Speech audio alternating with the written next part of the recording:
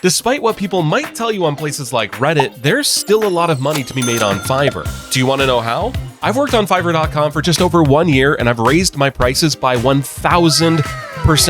Yeah, 1,000%, 10 times more than when I started.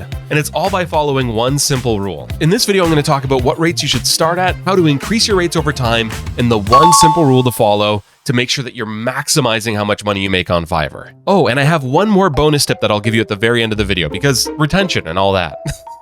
The first thing you need to know is that you're gonna need to start a little bit lower than you're comfortable with. Obviously, you can't give your time away for free. You need to get some compensation from it, but it's definitely lower than what you're happy with. This is because at the beginning, you're really gonna be working for your ratings because you need to create a base of reviews that lets people know that you're worth working with. That's a bit of a tongue twister. So these first gigs that you manage to get, you need to knock them out of the park. They all have to be 5 stars. And really, you should only be aiming for 5 stars for your entire career here on Fiverr, but these are very, very important. If these go bad, this whole thing is probably not going to work out. The other thing is if these go really well, these people may want to work with you again and again, which will give you dozens of good reviews that will then build up your review base. There's no reason they need to just review you once. You can ask for that every time. Now, you cannot ask for a good review. That's against terms of service, but you can say, hey, if you enjoyed this, make sure you give me a review. Now, here's the one rule that you want to follow to make sure that you keep getting more. Every time you have more orders than what you can complete, when you begin to drown in orders, double your prices. That's right.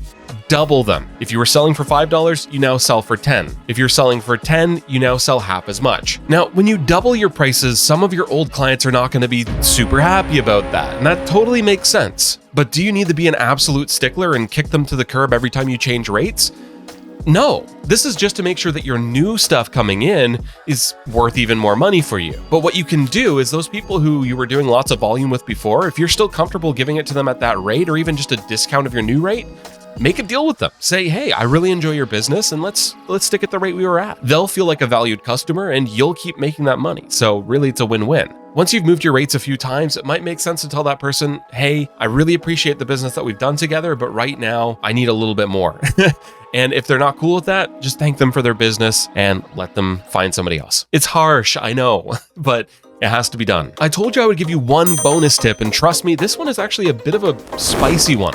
I would have never have thought of it myself. It was super obscure, but I stumbled upon it when I changed my rates to $10 per 100 words. Turns out people really like round numbers that they can parse very easily.